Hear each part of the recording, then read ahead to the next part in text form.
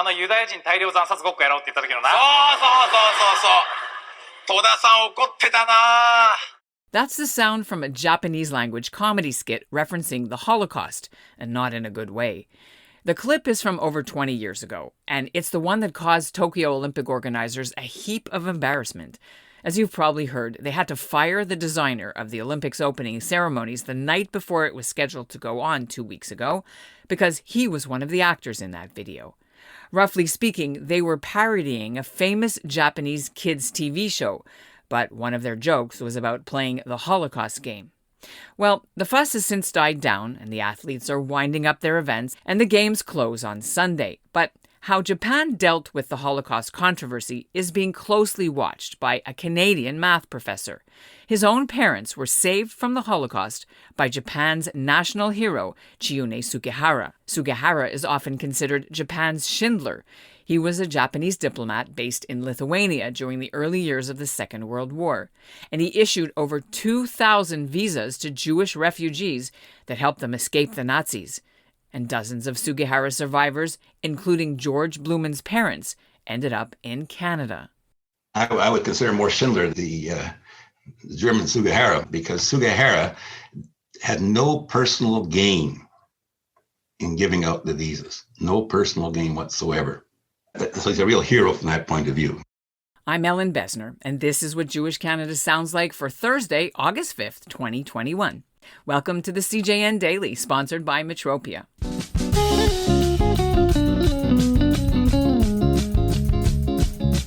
"80 years ago this summer, in July of 1941, George Bluman's parents, Nate and Susan Bluman, arrived by ship in Vancouver. It had been a perilous journey for the young Jewish couple. He was 25, she was 19, and they'd escaped from German-occupied Poland to Lithuania, which was then occupied by the Russians. The Blumans were able to leave and survive the Holocaust, thanks to Chiune Sugihara and his wife. The Japanese diplomatic couple disobeyed orders from Tokyo, and they signed visas day and night from early July of 1940 to the end of August, before they too had to leave the country. Thanks to them, over 2,000 Polish refugees, mostly Jews, were allowed to transit through to Vladivostok and then on to Kobe, Japan, and beyond. Sugihara never spoke about what he'd done. It was only in 1985, after a survivor sought him out, that the story came out. Israel's Yad Vashem Museum granted the title of Righteous Gentiles. Sugihara himself died soon after. But in Japan, he's become a national symbol of human rights and bravery. There have been films made, museums opened, and beginning today, a large Japanese department store, Takashimaya, is mounting a special traveling exhibit in the country to showcase Sugihara and the so-called visas for life. One of these visas belongs to George Bluman's late father. Coming up, we'll find out why he lent the father's visa to display and why he thinks Canadians should learn more about the man he calls a bigger hero than Oskar Schindler. But first, here's what's making news elsewhere in Canada right now. They're packing their bags and getting their COVID tests. 24 Canadian Jewish university students are preparing to leave for the very first Birthright Canada trip to Israel since the COVID pandemic started 17 months ago. This trip is set to fly out on Monday, and it's a much smaller group than usual, so the bus won't be too crowded and they'll comply with social distancing rules. Monday's group is one of only 2 on the schedule this year. Israel's got some new quarantine rules for incoming travelers from many countries, and they go into effect the day after this group lands. So far, the U.S. is on that list, but Canada is not. 2 Toronto-based Jewish organizations have been granted some federal money to put together anti-racism programming. UJA is getting $375,000 to produce a campaign to stop online hate. Meanwhile, a group called LAD Canada is getting $150,000 to train civil servants to be culturally sensitive when dealing with the Jewish community. This second group is led by a former B'nai B'rith spokesman, Sam Eskenazi. He does YouTube videos for the True North news channel. The money comes after the recent National Emergency Summit on Anti-Semitism. These 2 projects are among 90 that are receiving funding. Most of the others are Black, Asian, and Indigenous groups. George Bluman is an emeritus math professor at UBC in Vancouver. He's 78 now, and he's devoted the last several years to researching the legacy of the man who saved his parents' lives and the lives of his uncle and aunt. Bluman was born in Vancouver, and he grew up surrounded by his parents' friends who were also Sugihara survivors. Bluman estimates the descendants now number approximately 40,000 around the world, although some reports put that number higher because so many of the survivors were yeshiva students who had large families. Dr. George Bluman joins me now from his home in Vancouver. So the whole issue of the Holocaust and Japan has a very personal meaning for you and your family because you are here because of Sugihara. That's right. And so they were two newcomers. Did they know anyone in Canada before? Why did they choose to come here? That's an important part of the story. The Polish ambassador, Romer, for the Polish government in exile in London, he helped the Jews who were in Japan. Because he was the one who got the Canadian government to issue some permissions to come to Canada. And my father got it because he was a professional. He had an engineering degree. He was able to come. And so there were 25 such lucky people. And by the way, my mother was not, initially they would not allow my mother to come, but she was persuasive and was able to be added on to my father's passport. Many lucky things happened along the way.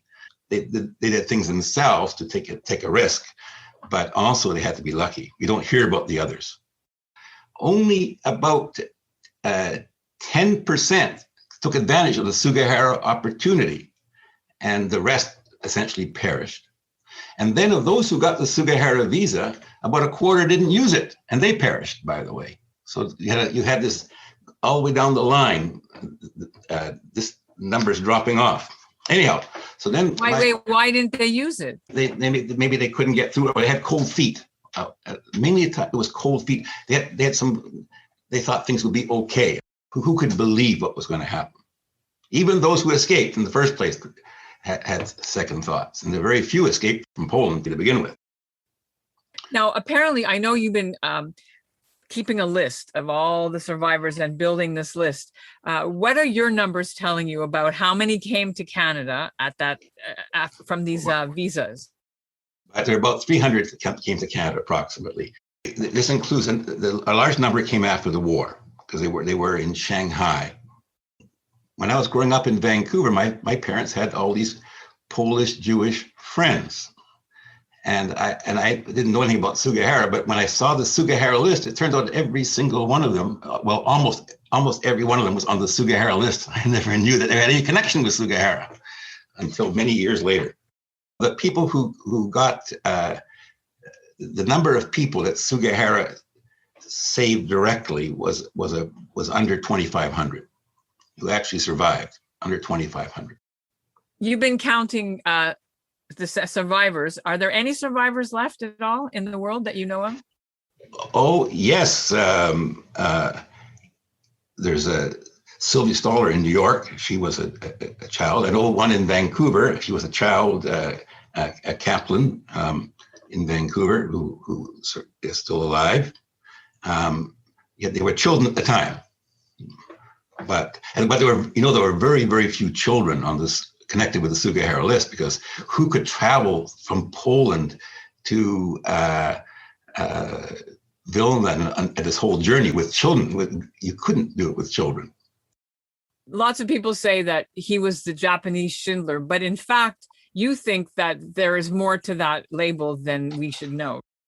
I would consider more Schindler the German Sugihara, because Sugihara had no personal gain in giving out the visas, no personal gain whatsoever. So he's a real hero from that point of view. And yet he was treated so badly by post-war Japan until at least two decades later. Well, almost all Japanese diplomats were dismissed after the war.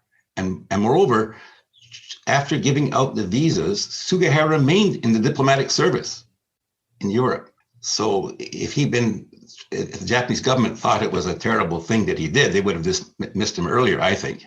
So have you and your family ever gone to Japan to trace the steps back, or did your family? Oh, we've had a lot of contact with the Sugihara family. And in particular, my sister and her husband helped the oldest son when he had some difficulties. And my mother has attended meetings with them in San Francisco, and they had a special event here in Vancouver for Hiroki, the oldest son. And then I've had contact with people who've written various books in Japan about Sugihara, and I visited Japan and given talks about Sugihara in Japan. In fact, one of my talks was taped by the Sugihara family. And so I've met the Sugihara family a number of times. And then before the COVID pandemic, I was with my brother and a nephew in Japan for the opening of the Sugihara Museum in Tokyo. And we were the only family invited among the descendants. And we actually donated or they have a loan of my father's passport there. And I was very honored to be a speaker along with ambassadors at the opening of that museum. Is there anything else that you wanted our listeners to understand as we mark the anniversary of not only your families arriving in Canada, thanks to Sugihara, but also the visa days, which are, at the end of July and beginning of August, when he was literally writing visas on the back of his hand as he was running around the city? Well, I first of all, take Sugihara as an example, not to be a passerby. When you have the opportunity to help some others, Sugihara, most ambassadors were just passerbys. They didn't do anything, but he did. He had a chance to do something, and he took advantage of that chance. Trying to help others. That's what I would have to say.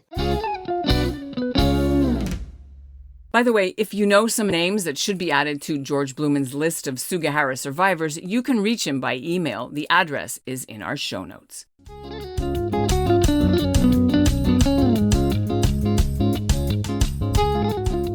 And that's what Jewish Canada sounds like for this episode of the CJN Daily, sponsored by Metropia, Integrity, Community, Quality, and Customer Care.